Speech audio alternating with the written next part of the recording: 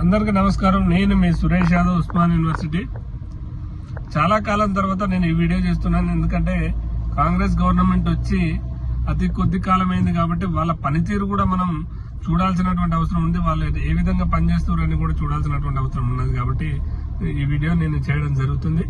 ముఖ్యంగా బీఆర్ఎస్ అధికారం ఉన్నంత కాలం కొంతమంది అధికారులు బలుపెక్కి ప్రజాసొమ్ముని అడ్డగోలుగా దోచుకున్నటువంటి వారి మీద చర్యలు తీసుకోవాలని నేను డిమాండ్ చేస్తున్నాను. దాంట్లో ముఖ్యంగా భాషా సంస్కృతి శాఖ డైరెక్టర్ మామిడి హరికృష్ణ గారు తను కల్వకుంట్ల కుటుంబాన్ని అడ్డం పెట్టుకొని, కల్వకుంట్ల వాళ్ళని అడ్డం పెట్టుకొని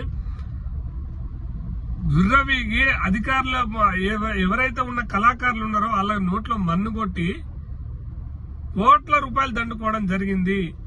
ఈయన పక్కన కొంతమంది కోటర్ ఉంటారు. ఒక ఒగ్గు కళాకారుడు అని ఉంటాడు, ఇంకోడు డప్పు కళాకారుడు అంటాడు, ఇంకోరు. ఈ కళాకారులకు ఏం చేయాలి? ఈయన మామిడి హరికృష్ణ పర్సంటేజ్ 10 లక్షల రూపాయలు వాళ్ళకి ఇస్తే 5 లక్షల రూపాయలు మళ్ళీ గిఫ్ట్ గా పర్సంటేజ్ ఇచ్చి ఈ విధంగా ఒక 5-6 మందిని పెట్టుకొని ఈ విధంగా కొనసాగించినటువంటి దుర్మార్గ పరిస్థితి మామిడి హరికృష్ణ గారికి ఉన్నది.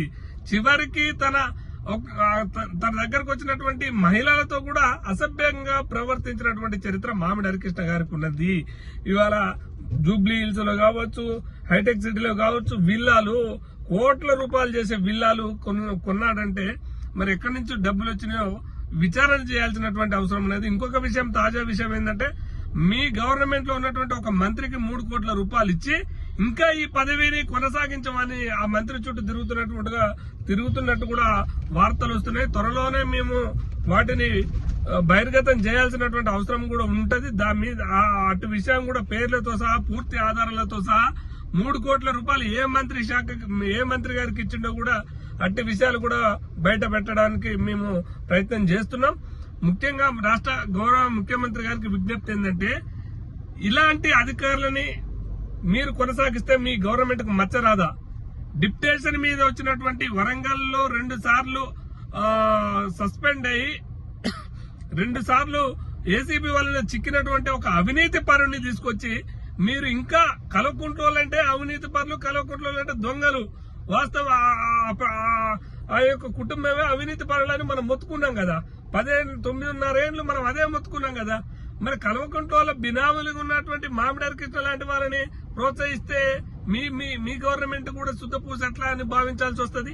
ఒక్కసారి రాష్ట్ర ముఖ్యమంత్రి గారు ఆలోచించుకొని అట్టి మామిడి హరికృష్ణ సస్పెండ్ చేసి విచారణ కమిటీ వేయాల్సినటువంటి అవసరం ఉంది. 100 కోట్ల రూపాయలు బయటకు వస్తాయి. దాంట్లో ఉన్నటువంటి జరిగినటువంటి అవినీతి, ఇంకా చాలా విషయాలు చేసినట్టు మామిడి హరికృష్ణ లీలలు మామూలు లీలలు కాదు. కాబట్టి మామిడి హరికృష్ణను వెంటనే సస్పెండ్ చేసి అతని మీద విచారణ కమిటీ వేయాల్సిందిగా నేను కోరుతున్నాం. అదేవిధంగా పదవి మళ్లీ కొనసాగిస్తే మాత్రం ఎట్టి పరిస్థితుల్లో ఊరుకునే లేదు.